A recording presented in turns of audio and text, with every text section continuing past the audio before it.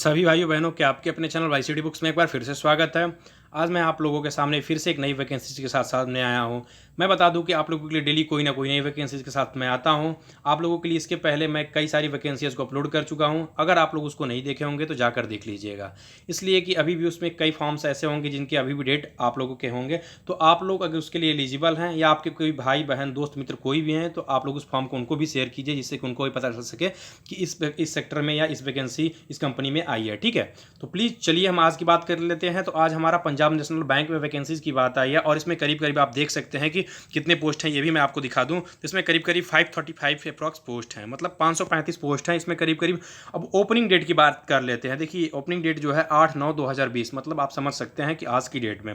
और बात कर लें कि 29/9/2020 को ये जो है ये फॉर्म भरना खत्म हो जाएगा, मतलब इसकी लास्ट डेट जो है 29/9/2020 तक है। तो आपके पास एक लंबा समय है, करीब करीब 20 दिन का समय है। तो आप 20-21 दिन के समय में आप लोग इसे जरूर भर लीजिएगा। जो टेंटेटिव डेट दिया है, मतलब एक अप्रॉक्स डेट दिया जाता है कि नहीं इतने से इतने समय के बीच में हो सकता है, तो अक्टूबर नवंबर के बीच में इसको क्या किया जाएगा, एग्जाम को होल्ड किया जा सकता है, मतलब किया जा सकता है इसको कभी भी। ठीक है, इनके बीच में बात कर लेते हैं पंजाब नेशनल बैंक ऑफ। देखिए पंजाब नेशनल बैंक के अंदर बहुत सारी बैंक से, एक दो बैंक से, ओरिएंटल बैंक है, यूनाइटेड बैंक है, ये सब क्या है, सॉरी यूनियन बैंक नहीं है, यूनाइटेड बैंक है और ओरिएंटल बैंक है, ये क्या है, दोनों सब मर्ज वगैरह। तो इस तरह से अब और वैकेंसी इसमें ज़्यादा देखने को हमको मिलती है। पहले ओनली पंजाब नेशनल बैंक के नाम से हम लोग जानते थे, पंजाब या सिंध बैंक के नाम से जानते थे, तो यहाँ पे इसमें कम वैकेंसी देखने को, लेकिन जब से मर्ज हो गया है तो इसमें और भी ज़्यादा सेक्टर्स हो गए हैं और इस तरह से वैकेंसी हमें ज़्यादा देखने को मिलती है। बात करें इसमें किस तरह से कई पोस्ट हैं, इसके बारे में हम लोग देख लेते हैं। तो देखिए क्या दिया हुआ है, जो मैनेजर का दिया हुआ है उसमें क्या देखते हैं। तो देख लीजिए क्या दिया हुआ है, इसमें वैकेंसीज, नंबर ऑफ वैकेंसीज 160 दिया हुआ है। और स्केल के बारे में देख लेते हैं। तो देखिए स्केल जो है इसमें काफ़ी अच्छा स्केल हमको देखने को मिलता है। ठीक है, इसमें करीब करीब आपको अगर देखना चाहेंगे तो 31,705 रुपये से करीब करीब इतने तक, मतलब आपका स्केल जो है एक अच्छा खासा माना जाता है कि आपका स्केल दिया जाता है। मैनेजर ऑफ द क्रेडिट के बारे में देखेंगे तो यहाँ पे भी 200 वैकेंसीज दी हुई है। मैनेजर ऑफ ट्रेजरी के बारे में देख लें, यहाँ पे 30 दिया हुआ है। लॉ के बारे में मैनेजर के बारे में देख सकते हैं। आर्किटेक्ट मैनेजर के बारे में देख सकते हैं, 2 पोस्ट है। सिविल मैनेजर के बारे में देख सकते हैं, 8 पोस्ट है। मैनेजर इकोनॉमिक में भी देख सकते हैं, 10 पोस्ट है। मैनेजर एचआर बारे में देख सकते हैं, 10 पोस्ट है। सीनियर मैनेजर के बारे में भी 40 पोस्ट है और सीनियर मैनेजर क्रेडिट के बारे में भी देख सकते हैं। तो इस तरह से आपके कुल 535 पोस्ट हैं, जो कि एक अच्छी खासी पोस्ट मानी जाती है। मैं बता दूं कि इसके पहले भी मैं आप लोगों के लिए अभी नैनीताल बैंक के भी आए थे फॉर्म, और इसके पहले बीपीएससी और आईबीपीएस क्लर्क के भी फॉर्म आए थे, तो मैंने उसके बारे में भी आप लोगों के लिए ऑलरेडी वीडियो डाल दिया है। अगर जो लोग नहीं देखे होंगे आप लोग जाकर देख लीजिएगा, इसलिए उसके भी अभी समय हो सकते हैं, क्योंकि आप लोगों के लिए वो फॉर्म जो है मैं उसके बारे में डिटेल 2-3 दिन पहले ही आप लोगों के लिए बताया था। चलिए बात कर लेते हैं, कुछ अदर पॉइंट के बारे में डिटेल देख लेते हैं क्या दिया हुआ है उसके बारे में। कि हम लोग को जनरल, एसटी, एससी, ओबीसी आपको पता होना चाहिए, और ईडब्ल्यूएस, इन चारों विभागों में क्या किया जाता है, 5 विभागों में बांटा जाता है। आज कल हम लोग देखते हैं कि ईडब्ल्यूएस भी हो गया है, क्योंकि ईडब्ल्यूएस भी मतलब अभी 10% जो आरक्षण दे दिया गया है उसमें कुछ ज़्यादा सीट उन लोगों के लिए भी रखी जाती है। तो इस तरह से आप देख सकते हैं कि सीटों को बंटवारा किस बेस पे किया गया। हालांकि हमको इससे मतलब नहीं होता है, हमको पेपर देने से मतलब होता है, और हमारे फील्ड में कितना सेक्टर है बस हम लोग ये देखते हैं कि सीट कितनी है। ठीक है, चलिए बात कर लेते हैं हम इसके अलावा कुछ इंपॉर्टेंट पॉइंट के बारे में। ठीक है, देख लीजिए, आते हैं नोट्स के बारे में देख लेते हैं। नोट उतना इंपॉर्टेंट आप लोगों के लिए इसमें नहीं दिया हुआ है। देखिए नेशनलिटी एंड सिटीजनशिप जो दिया है इसके बारे में भी देख सकते हैं कि मतलब कहाँ कहाँ के जो लोग हैं यहाँ पे इस फॉर्म को अप्लाई कर सकते हैं। The candidate must be either 1 and citizen of the must Indian और 2। ठीक है, और थर्ड क्या दिया, सब्जेक्ट ऑफ द नेपाल और the subject of the Bhutan. ठीक है, मतलब इसमें दिया हुआ है और भी दिया हुआ है, Taiwan refugee who comes over the Indian before the 1 जनवरी 1964। कुछ कंडीशंस दिए हुए हैं, इस कंडीशंस को आप पढ़ लीजिएगा। मैं इसका पीडीएफ जो है टेलीग्राम पे सेंड कर देता हूँ, तो आप लोग वहाँ पर जाकर इसके बारे में डिटेल्स पढ़ सकते हैं। उसके अलावा हम इंपॉर्टेंट पॉइंट के बारे में देख लेते हैं क्या दिया हुआ है। पोस्ट दिया हुआ है मैनेजर, इसके बारे में दिया हुआ है। एज जो दिया हुआ है मिनिमम 25 मैक्सिमम 35 दिया हुआ है। और थोड़ा सा आप लोग एजुकेशनल क्वालिफिकेशंस के बारे में देख लीजिए। थोड़ा सा एजुकेशनल क्वालिफिकेशंस क्या रहने वाला है, तो एजुकेशनल क्वालिफिकेशन जो दिया हुआ है, bachelor, master in math, statistics, economics, FRA, PRM, अब और भी बहुत सारी जो दी हुई वैकेंसीज आप लोग इसको देख सकते हैं। इसमें क्या दिया, मिनिमम 60% मार्क्स आपके होने चाहिए, ये आप लोगों के लिए सर्टेन है। Post qualification, work experience and other stipulations on the opening date online registration. इसको आपको जो रजिस्ट्रेशन करना होगा ऑनलाइन करना होगा। Minimum 1 year post qualification experience, मतलब जो सेक्टर मांगा है इसमें देखिए आपको जो दिया हुआ है मैनेजर रिस्क वाले में, इसमें 1 ईयर का आपके पास एक्सपीरियंस होना चाहिए। ठीक है, इसके अलावा मैं बात कर लूँ मैनेजर क्रेडिट के बारे में, इसमें भी 1 ईयर का एक्सपीरियंस मांगा है, और भी बारे जो लोग चीज़ें हैं डिटेल्स आप लोग देख सकते हैं। उसके अलावा भी आप लोग देख सकते हैं इसमें एज जो दिया हुआ है 25 मिनिमम दिया है, मैक्सिमम 35 दिया हुआ है। इसी तरह सभी चीज़ों के बारे में आप लोग थोड़ा सा डिटेल एक बार देख लीजिएगा PDF, क्योंकि मैं ज़्यादा वीडियोज़ लंबा ना हो जाए इसके लिए मैं आप लोग को पूरी डिटेल नहीं बता पाऊँगा, तो आप लोग इसे देख लीजिएगा, ठीक है। चलिए बात कर लेते हैं हम कुछ अदर पॉइंट के बारे में। इसके अलावा क्या दिया हुआ है, नोट में क्या दिया हुआ है, experience whenever required to the post qualification in related field full time and a permanent employ experience below 6 month in the organise will be not be recorded. देखिए मतलब कहने का मतलब है जहाँ पे एक्सपीरियंस मांगा हो वो मिनिमम 1 ईयर का मांगा, 6 महीने का अगर एक्सपीरियंस है तो उस मतलब आप लोगों को काम नहीं चलने वाला है, ठीक है। ध्यान दीजिएगा, या 6 मंथ से कम का जिसके पास एक्सपीरियंस है उन लोगों को मतलब नहीं लिया जाएगा, वो फॉर्म मतलब भरेंगे तो फिर भी तब भी बेकार है उनका।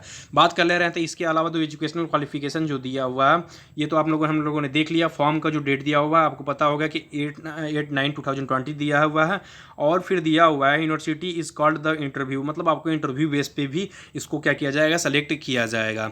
उसके अलावा आपको चलते हैं कुछ इंपॉर्टेंट पॉइंट के बारे में, रिलैक्सेशंस के बारे में देख लेते हैं। आपको पता ही है, मैं बार बार बताते चले आया हूँ कि कोई भी वैकेंसीज आती है मैक्सिमम वही चीज़ें दी जाती हैं जो मतलब हमेशा में रिलैक्सेशन देखने को मिलती हैं जो कि सेंट्रल लेवल पर मिलती है। बात कर लेते हैं ST SC के लिए, तो उसमें 5 साल का हमको रिलैक्सेशन देखने को मिलता है। अदर बैकवर्ड क्लास अर्थात OBC के लिए 3 वर्ष, और जनरल और अदर और बात कर ले तो जो EWS के आते हैं उनके लिए कोई रिलैक्सेशन की बात नहीं कही गई होती है।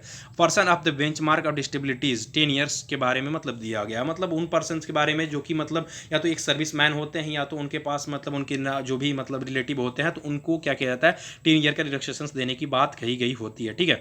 देखिए यहाँ नहीं, यहाँ पे एक सर्विस मैन जो दिया हुआ है उन्होंने 5 ईयर्स का दिया हुआ है। पर्सन ऑफ द बेंचमार्क डिस्टेबिलिटीज मतलब जो यहाँ पे हैं उनके लिए दिया हुआ है, ठीक है। Children family member in those died of 1984 मतलब आपको पता हो 1984 में जो दंगे हुए थे उस दंगे में जो लोग मतलब मरे गए थे उनके फैमिली का कोई मेंबर मारा गया हो तो उनको भी 3 वर्ष का क्या किया जाएगा, छूट दिया जाएगा, तो आप लोग देख सकते हैं, ठीक है। इसके अलावा the minimum age of the limit specification 3.2 above the application of the general category of the candidates, ठीक है। तो इस तरह से बहुत सारी पॉइंट्स से दी हुई हैं, आप लोग इसके बारे में थोड़ा देख लीजिएगा, ठीक है, इसलिए कि ये कोई आप लोगों के लिए इतना इंपॉर्टेंट नहीं है। बात कर लेते हैं इसके अलावा मैं चलता हूँ थोड़ा सा आप लोगों के लिए EWS के बारे में वही चीज़ें दी हुई हैं कि EWS के लिए मतलब क्या क्या चीज़ें हैं। आप लोगों को पता होगा कि EWS का फॉर्म क्यों भरा जाता है। EWS 5 areas of the agriculture and मतलब आप लोग EWS के जो भी कंडीशंस जब भी आप बनवाने जाते हैं सर्टिफिकेट तो यही जो कंडीशंस दी हुई हैं ये कंडीशन आप लोग इन्हीं कंडीशन के बेस पर आप क्या करते हैं कि अपना फॉर्म को भरवाते हैं, EWS का बनवाते हैं, सर्टिफिकेट बनवाते हैं। अगर आपके पास ये है तो फिर आप नहीं बनवा पाएंगे, ठीक है। बात कर लें सिलेक्शन से प्रोड्यूस क्या दिया हुआ है, आपको कौन कौन सा सिलेबस होना चाहिए, थोड़ा सा सिलेबस के बारे में हम लोग डिटेल देख लेते हैं कि सिलेबस क्या दिया हुआ है। आइए देखिए सिलेबस क्या दिया हुआ है। आपको रीजनिंग जो दिया हुआ है वो नंबर ऑफ क्वेश्चंस होने चाहिए वो 50 होने चाहिए। उसके बाद से मिनिमम मार्क जो दिया हुआ है वो भी 50 होने वाला है, और जो ड्यूरेशन होने वाला है 120 मिनट होने वाला है। इंग्लिश जो लैंग्वेज दिया हुआ वो भी 50 होने वाला है, और मिनिमम मार्क जो है 25 मतलब इसमें 0.5 मार्क्स दिए जाएंगे। इसके अलावा क्वांटिटेटिव एप्टीट्यूड के बारे में बात करें तो इसमें 50 क्वेश्चन होंगे, 50 मार्क्स होंगे।